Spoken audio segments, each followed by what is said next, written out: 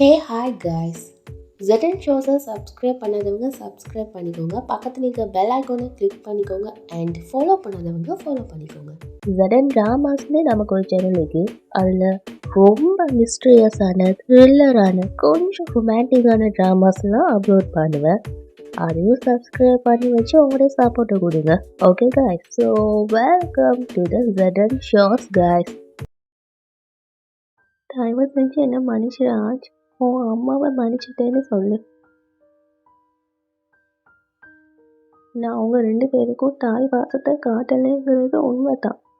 அந்த தப்புக்காக உங்க 2 பேர்ட்ட காலில் விழுந்த கூட மன்னிப்பு கேட்க நான் தயாராகிருக்கேன்.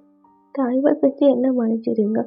தப்புக்காக எந்த தண்டனையும் அனுபவிக்கிறதுக்கு நான் தயாராகிருக்கேன்.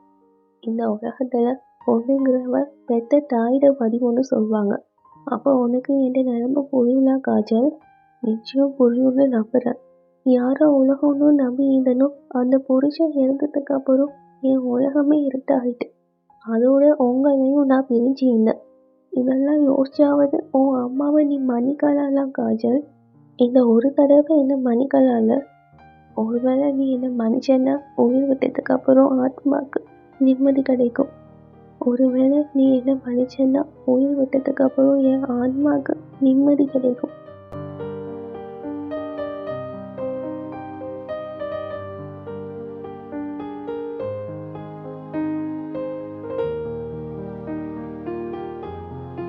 மா, அம்மா,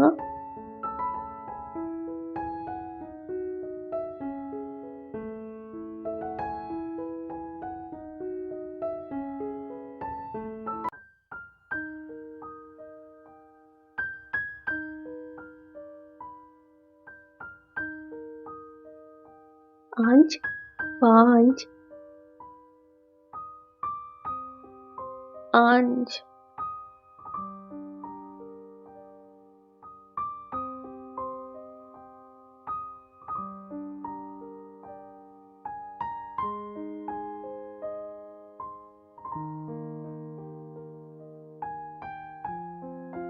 என்ன மன்னிக்கலண்டா கூட பரவாயில்ல. ஆனா ஒரே ஒரு தடவை உன் அம்மாவை நீ பாசத்தோட அரவணைக்கலால.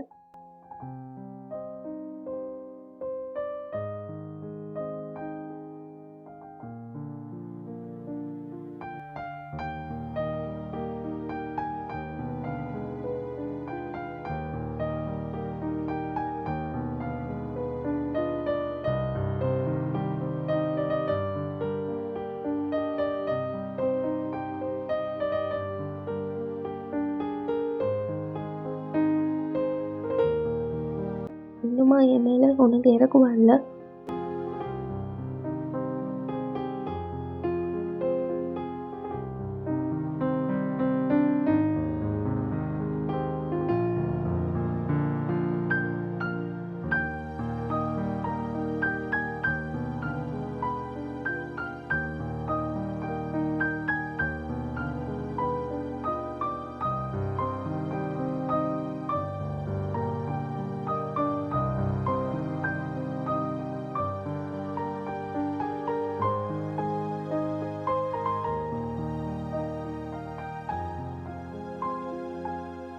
மா,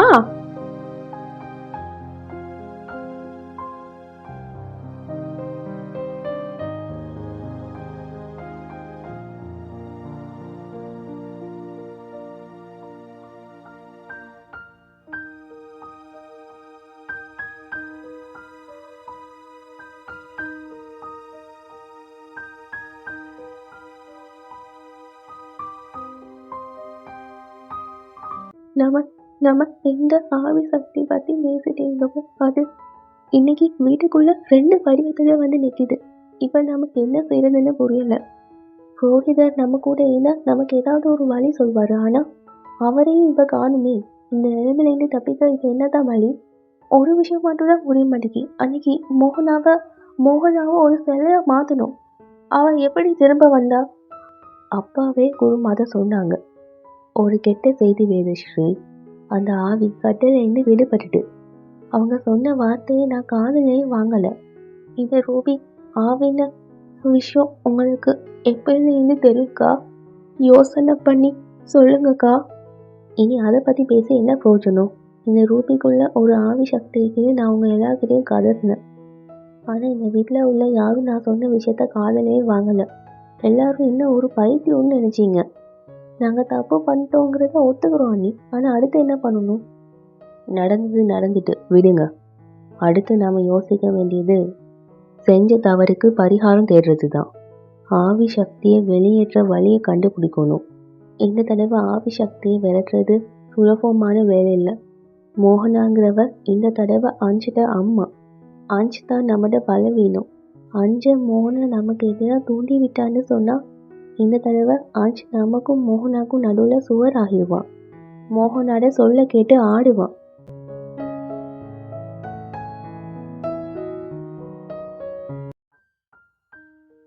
வீணா அழாத காஜல். இப்போ எதுக்கு அழுதுட்டீங்க? அழாத. நீ சந்தோஷப்பட வேண்டிய விஷயம் இது. 18 வருஷத்துக்கு அப்புறம் உன்னோட உண்மையான அம்மா உன்னை தேடி வந்திருக்காங்க. அவங்க மனசு எவ்வளோ கஷ்டப்பட்டுக்குன்னு யோசிச்சுப்பாரு. இத்தனை வருஷமா சொந்த பந்தங்களை விட்டு பிரிஞ்சிருக்காங்க. பெத்த குழந்தைகளை பிரிஞ்சிருக்காங்க. நமக்கே நினைச்சா கஷ்டமாக்கி அவங்களோட மனசு எப்படி தவிச்சிக்கும்? ஒரு விஷயத்த நினைச்சா கோபமா வருது. எங்களை பெத்த அம்மா உயிரோட இருக்காங்கன்னு தெரிஞ்சும் வீட்டில் இருக்கிறவங்க அவங்கள இந்த வீட்டுக்கு கூட்டிட்டு வரணும்னு முயற்சி பண்ணலையே. அவங்கள தேடி கண்டுபிடிக்கிற முயற்சி கூட எடுக்கலையே. எங்களை வளர்த்த அம்மா இவ்வளோ பெரிய விஷயத்த மறப்பாங்கன்னு நான் கொஞ்சம் கூட எதிர்பார்க்கல. கஜல், அப்படி நினைக்கிறது தப்பு. பெத்த அம்மா சொன்னதை தான் அவங்க பண்ணிக்காங்க. தண்ட கடமையை தான் அவங்க நிறைவேற்றிக்காங்க. ஆனால் இந்த விஷயத்துல அவங்க 2 பேரும் மட்டும் சம்மந்தப்படலையே. நாங்களும் சம்மந்தப்பட்டிக்கோல. அதனால எங்களை பெத்த அம்மா யாருன்னு தெரிஞ்சுக்கிற உரிமை எங்களுக்கும் ஈக்கி. வேதஸ்ரீ அம்மா நினைச்சிருந்தா எங்களை பெத்த அம்மாவோட எங்களை சேர்த்து வச்சுக்க முடியும். ஆனால் அந்த காரியத்தை அவங்க செய்யலை. அவங்க யாருன்னு விவரத்தை தெரிஞ்சுக்கிற வாய்ப்பு கூட தரலையே.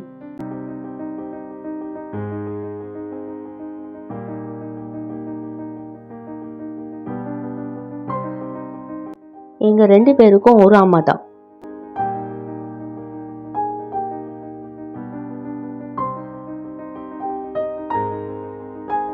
தாயின்னு ஸ்தானத்துல இல்லாம இருந்தாலும் அந்த கடமையை நிறைவேற்றின அம்மா.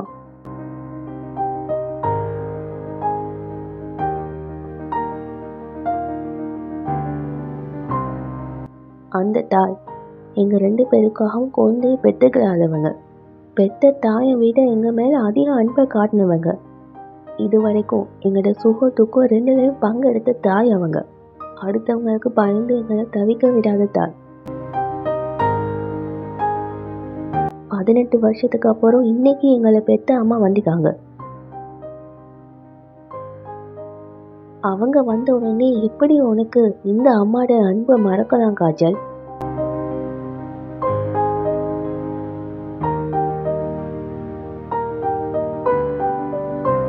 அஞ்ச பெத்த தாய் மோகனா வாய்க்கலாம். ஈந்தாலும் அவன் ஏண்ட மகன்தான்.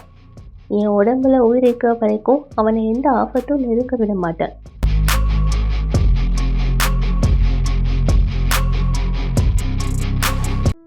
அஞ்சிட்ட அம்மா ஒரு ஆவினா இப்ப அவன மனைவியும் ஒரு ஆவியாயிருக்கா.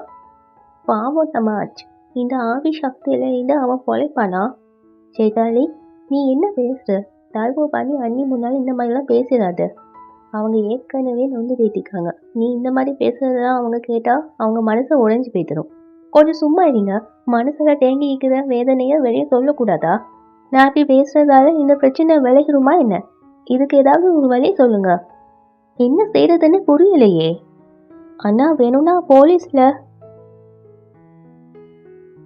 இது கிரிமினல் கேஸோ டெரரிஸ்ட் கேஸோ இல்லை அவினாஷ். ஆவிட விஷயத்துல உன்னோட போலீஸ் ஃபோர்ஸ் எதுவும் செய்ய முடியாது. இந்த விஷயத்துல நாம கொஞ்சம் ஆழமா சிந்திச்சு முடிவெடுக்க வேண்டியது அவசியம். எவ்வளோதான் சிந்திச்சாலும் இந்த பிரச்சனைக்கு மனசுல எந்த யோசனையும் தோண மாட்டேங்குது. ஒரு ஆவி சக்தியோட அஞ்சுக்கு மேரேஜ் நடக்கும்னு சொல்லி தான் அவ இங்க வந்திக்கா. அஞ்சுக்கு இந்த மேரேஜ்ல விருப்பம் இல்லாம இருந்தாலும் நம்ம எல்லாரும் சேர்ந்து ஃபோர்ஸ் பண்ணி அவனை இந்த மேரேஜ் பண்ண வச்சுட்டோம். இப்போ இந்த நிலைமை உருவாகிக்குன்னா அதுக்கு காரணமானவங்க நாம தான். காரணம் நீங்க இல்லை, நான் மட்டும்தான்.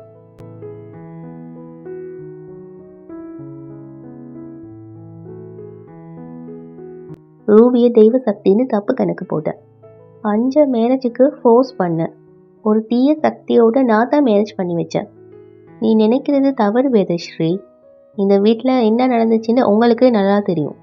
செஞ்ச தவறு இல்லைன்னு மறக்கிற ஆள் நான் இல்லை. எதை பார்த்தாலும் பாய்ந்து நடுங்கிற வேதஸ்ரீ, அழுது புலம்புற வேதஸ்ரீ இப்போ இல்லை. அந்த வேதஸ்ரீ எப்போவோ செத்து போய்த்தா. குழந்தைங்களுக்கு ஏதாச்சும் ஆபத்து வந்துச்சுன்னா தாயானவ தாண்டவம் ஆடுவா. அந்த தாண்டவம் ருத்ர தாண்டவமா ஈக்கும். இனி நான் பலவீனமானவளா ஈக்க மாட்டேன். வார ஆபத்தை எதிர்த்து நிற்கலான்னு முடிவு பண்ணிக்க. எப்பாடுபட்டாவது ரூபியை அஞ்சிட வாழ்க்கையை விட்டு விரட்டோன்னு நினைக்கிறேன்.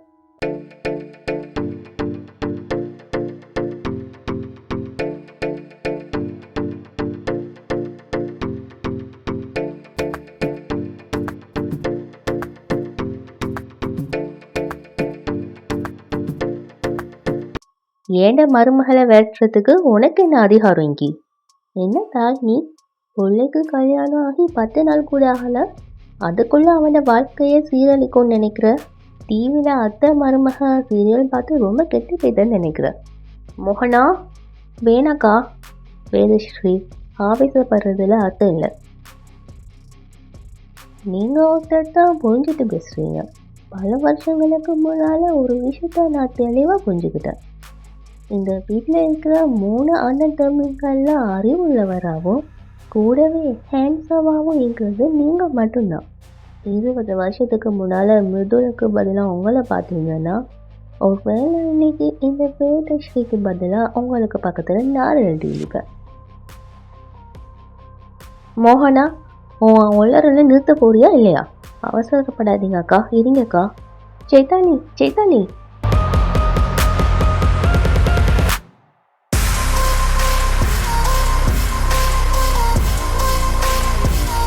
சொந்த பந்தம் நினச்சி போனால் போகுதுன்னு விடுறேன்.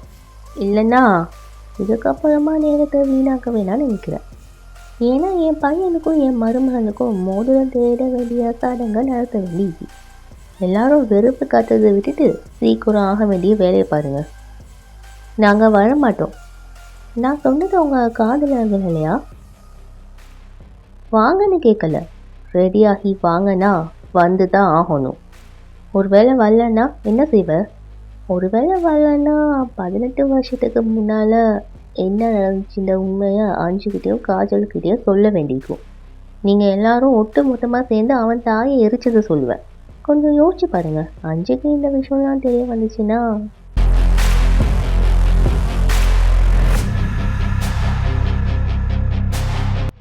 அவன் உங்களை பற்றி என்ன நினைப்பா? அதோட அவன் உங்களை வெறுத்துருவான்ல. நீ சொன்னதை உன்னால் செய்ய முடியாது மோகனா. நான் நினச்சா எதையும் செய்வேன். இப்போ உங்களுக்கு வேறு வழியும் கிடையாது.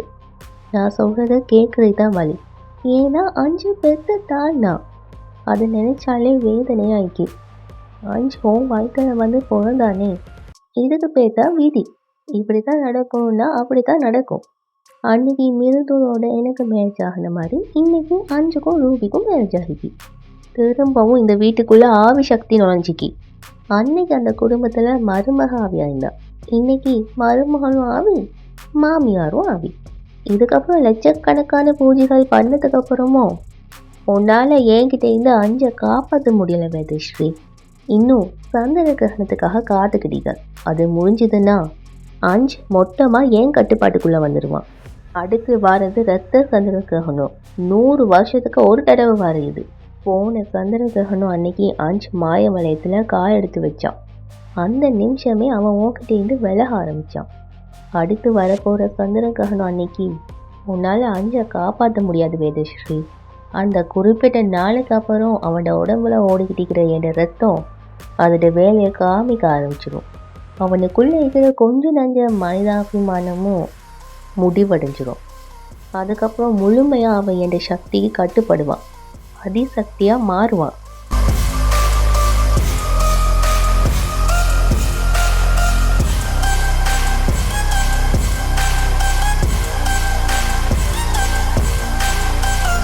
என் மகனுக்கும் மருமகளுக்கும் உடனடியாக மோதிரம் தேடுற சடங்கு நடத்த வேண்டிய ஏற்பாடு செய்ய வேண்டியிருக்குது. எல்லாரும் அவசியம் வந்துடுங்க. சடங்கை சிறப்பாக நடத்தி கொடுங்க.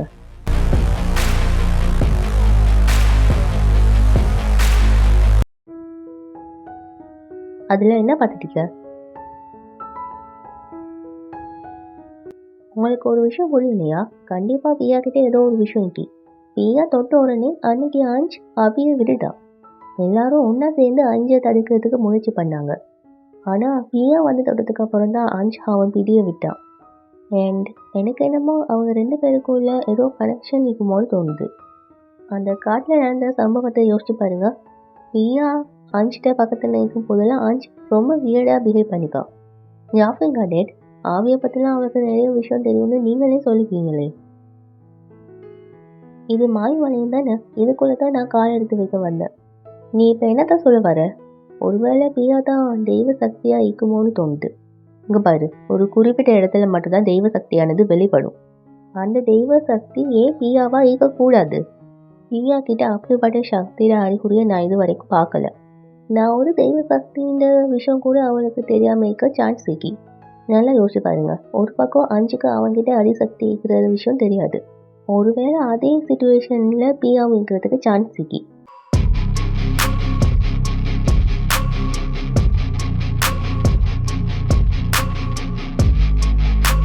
அண்ட் அவள் தெய்வ சக்தியாயிருந்தா அந்த 2 தீய சக்திக்கு எதிராக, குறிப்பாக அஞ்சுக்கு எதிராக பயன்படுத்தக்கூடிய ஆயுதமாயிப்பா.